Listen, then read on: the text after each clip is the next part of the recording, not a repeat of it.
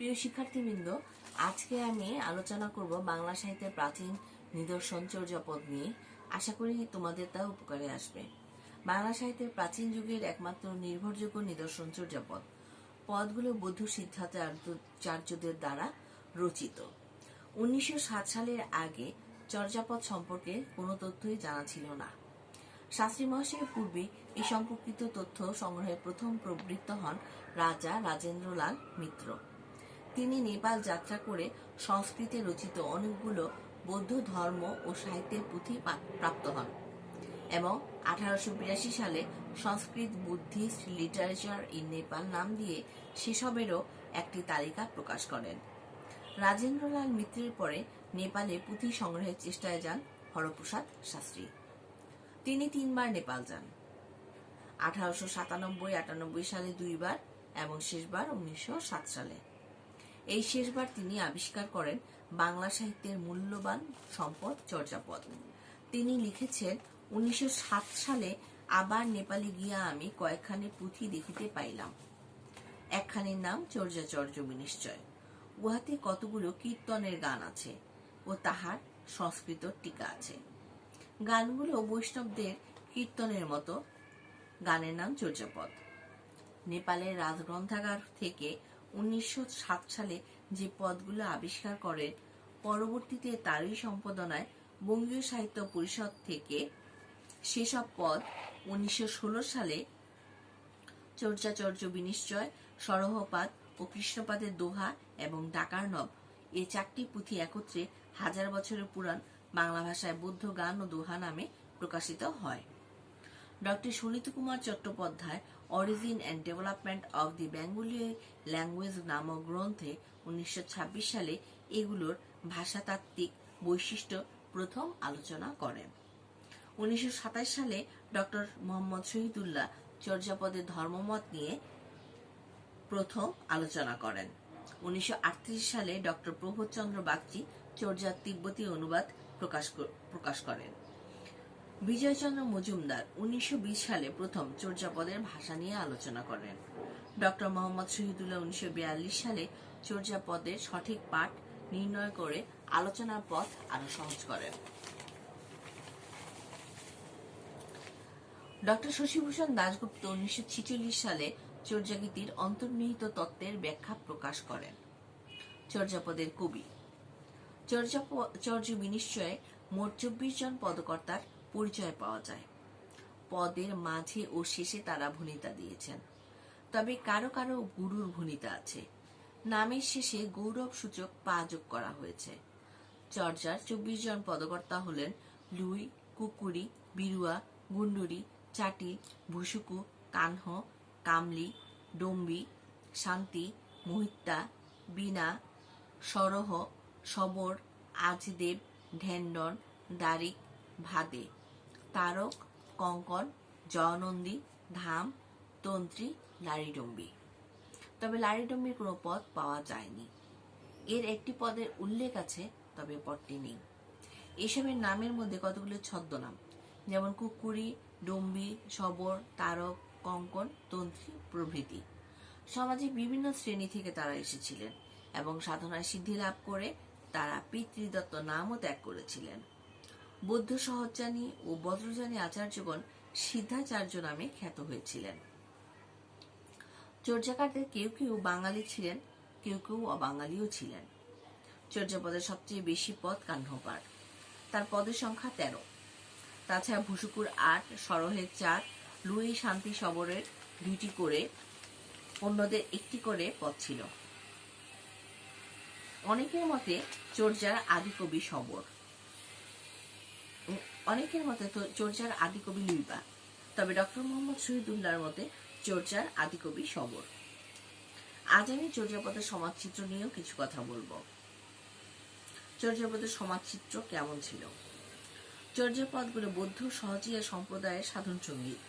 এইসব পদগুলোতে যেসব উপমা, উৎপ্রেক্ষা, রূপকের মাধ্যমে ধর্মতত্ত্ব প্রকাশ করা হয়েছে, তাতে তৎকালীন সমাজচিত্রের প্রতিফলন ঘটেছে।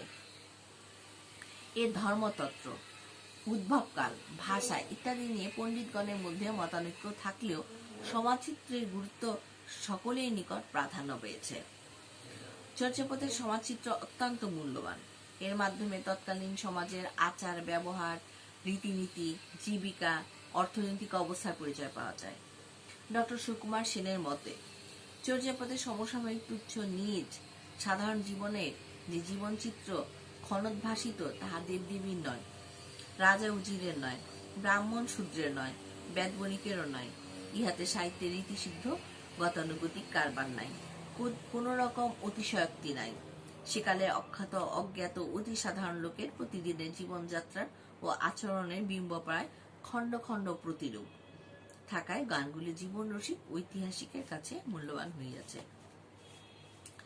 চর্যাপদের সিদ্ধাচার্যরা বিভিন্ন কালে ও বিভিন্ন সময়ে বর্তমান ছিলেন বলে তাদের দেখা সমাজ হয়তো একরকম ছিল না, তবে তারা সবাই সিদ্ধা ছিলেন বলে কালের ব্যবধান সত্ত্বেও একই ধরনের পরিবেশে তাদের সিদ্ধা জীবন অতিবাহিত হয়েছে। চর্যাপদে যে সমাজের চিত্র পাওয়া যায় তা বাঙালির সাথে সাথে সমগ্র পূর্ব ভারতের। বৌদ্ধতান্ত্রিক, যোগী, সিদ্ধ পুরুষ ও চর্যাকারেরা ছিলেন সামাজিক, গৃহস্থ, বিত্তবান ও সংস্কৃত শিক্ষা ও সংস্কৃত পুষ্ট বৌদ্ধ সমাজ থেকে বিচ্যুত। বাংলাদেশে আর্যদের আগমনের পূর্বে যেসব অনার্য জাতি বসবাস করত, তারা আর্যীকরণের পরও এদেশে গুরুত্বপূর্ণ স্থান দখল করেছিল। গুপ্ত পাল রাজারা বৌদ্ধ ধর্মাবলম্বী ছিলেন, কিন্তু কলিঙ্গ থেকে আগত বর্মণ ও কর্ণাট থেকে আগত সেন রাজারা ছিলেন ব্রাহ্মণ ধর্মের। তারা সমাজে বর্ণাশ্রম পদ্ধতির প্রবর্তন করেন। চর্যাপদে যাদের চিত্র পাওয়া যায় তারা ধর্মক্ষেত্রে বৌদ্ধ এবং অর্থনৈতিক ও সামাজিক ক্ষেত্রে অবহেলিত ও বিপর্যস্ত জনগোষ্ঠী। চর্যাপদে মানুষের পেশা, তৈজস, ঘরবাড়ি, ব্যবহার সামগ্রী সব নিঃস্ব মানুষের জীবন জীবিকা ও সমাজ থেকে গৃহীত। সমাজের নিচু স্তরের মানুষেরা সমাজের অভিজাত মানুষ থেকে দূরে বসবাস করত, গ্রামের প্রান্তে, পর্বত গাত্রে কিংবা উঁচু টিলায়। ২৮ নং চর্যায় উষ্ণা পাবত তহি বসই সবরী বালি মোরঙ্গ পিচ্ছ পরিহান সবরী নির্বত গুঞ্জুরি মালি। অর্থ, উঁচু উঁচু পর্বত, সেখানে বাস করে সবরী বালিকা, ময়ূরের পুচ্ছ পরিধান করে সবরী, গলায় গুঞ্জার মালা। ১০ নং চর্যায় নগর বাহিরের ডম্বি তোহারি কুড়িয়া, অর্থাৎ নগরের বাহিরের ডম্বি তোমার কুড়ে ঘর। ৩৩ নং চর্যায় টালত মোর ঘর নাহি পরবেশী, অর্থাৎ টিলার উপর আমার ঘর, প্রতিবেশী নাই। লোকালয় থেকে দূরে উচ্চভূমিতে যাদের বসবাস, তাদের জীবিকাও বিভিন্ন ধরনের। তাদের তেমন কোনো সম্মানজনক বৃত্তি তাদের ছিল না। কাপালিক, যোগী, ডম্বি, সবরী, চণ্ডালী, ব্যাদ, তাঁতি, ধুনুরি প্রভৃতি কাজ তারা করতেন। তাদের কথাই বলা হয়েছে চর্যায়। তাদের জীবন সুখ স্বাচ্ছন্দ্যের নয়। কয়েকটি চর্যায় ব্যাদ বৃত্তির কথা বলা হয়েছে। ৬ নং চর্যায় বলা হয়েছে অপনা মাংসে হরিণা বৈরী ক্ষণ ক্ষণ ছাড়ই ভুসুকু অহিরি, অর্থাৎ আপন মাংসের জন্যই হরিণ সকলের শত্রু, শিকারী ভুসুকু তাকে ক্ষণকালের জন্য ছাড়ে না। নৌকার কথা বলা হয়েছে অনেক চর্যায়। নদীমাতৃক বাংলাদেশে নৌকার প্রয়োজন। ৮, ১৩, ১৪, ১৫, ১৮ ইত্যাদি সংখ্যক চর্যায় নৌকা চালনা, গুণ টানা, জলসেচা ইত্যাদির যে বিবরণ আছে, তাতে মনে হয় নৌকা পাওয়া এদেশের একটি জনপ্রিয় বৃত্তি ছিল। ডম্বিরের বৃত্তি ছিল তাঁত বোনা ও চাঙারি তৈরি করা।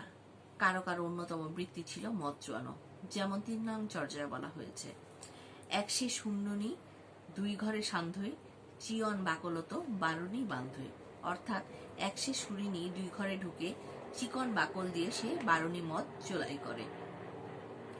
শান্তিপাঠ ২৬ নং পদে ধুনুরির উল্লেখ আছে। তুলা ধুনি ধুনি আসুরে আসু, অর্থাৎ তুলা ধুনে ধুনে আঁশ করলাম। কুঠার দিয়ে গাছ কাটার কথাও আছে ৪ নং ও ৫ নং চর্যায়। নট বৃত্তি সেকালের পেশা হিসেবে প্রচলিত ছিল। ১০ নং চর্যায় কাহ্নপাত বলেছেন ১০০ পদ্মা ৬৪ পাখুরি তহিচুরি নাচই ডম্বি বাপুরি, অর্থাৎ একটি সেই পদ্ম, তার ৬৪ পাপড়ি, তার উপর চড়ে ডম্বি বেচারি নাচে। দৈনন্দিন জীবনে দুঃখের চিত্র অঙ্কিত হয়েছে, তখনকার জীবনে কষ্টের চিত্র এরূপ।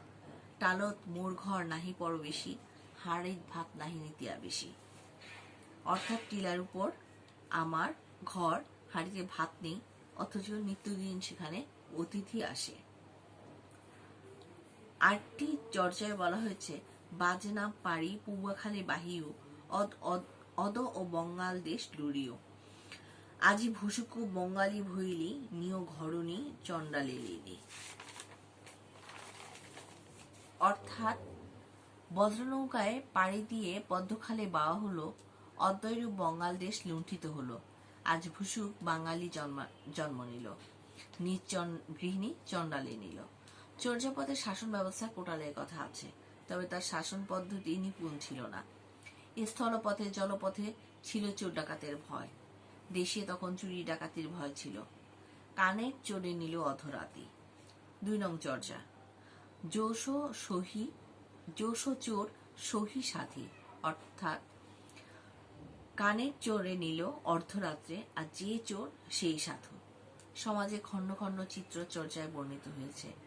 একাধিক চর্যায় উল্লেখ থাকার কারণে মনে হয় শ্বশুর শাশুড়ি ননদ শালী নিয়ে তখনকার সংসার গড়ে উঠেছিল।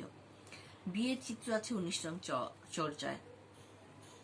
জ ও দুন্দুহি সাদ উছুলিয়া, কাহ্ন ডম্বি বিবাহে চলিয়া, অর্থাৎ জয় জয় শব্দ উচ্ছ্বলিত হলো, কাহ্ন ডম্বিকে বিবাহ করতে চলল। গোপালন দুগ্ধ দোহনের কথা চর্যায় পাওয়া যায়। তখন বলদের ব্যবহার ছিল। সে সময় দাবা খেলা প্রচলিত ছিল। মদ্যপান, কর্পূর দিয়ে পান খাওয়া, নাচ গান ইত্যাদি সমাজ জীবনে প্রচলিত ছিল। গানে নানা বাদ্যযন্ত্র ব্যবহৃত হতো। তৎকালীন সমাজে কাপালি, যজ্ঞী প্রভৃতি নানা শ্রেণীর ধর্মীয় সাধক বর্তমান ছিল। চর্যাপদে গায়ের উল্লেখ নেই, তাই কৃষির কথা উল্লেখ করা হয়নি। চর্যাপদে নগর জীবনে বৈশিষ্ট্য সম্পর্কে বলা হয়েছে। তৎকালীন অর্থনৈতিক জীবন ছিল বস্ত্র উৎপাদন কেন্দ্রিক, আর তার অবস্থান ছিল নদী তীরবর্তী। চর্যায় নদী, নালা, নৌযাত্রা, নৌকার বিভিন্ন অংশের পারিভাষিক নাম, নৌবাণিজ্য, জলদস্যুদের হানা ইত্যাদি যে বর্ণনা পাওয়া যায়, তাতে চর্যার পটভূমি যে বাংলাদেশের তাতে সন্দেহ নেই। ডক্টর আনিসুজ্জামান মন্তব্য করেছেন, সন্ধ্যা ভাষার আবরণ বা পণ্ডিতদের মতবিরোধ বহু শতাব্দীর ব্যবধানেও জীবনের সত্যকে আড়াল করতে পারেনি। অর্থাৎ চর্যাপদের মধ্যে দিয়ে তৎকালীন জীবনকে ফুটিয়ে তোলা হয়েছে। সকলকে ধন্যবাদ।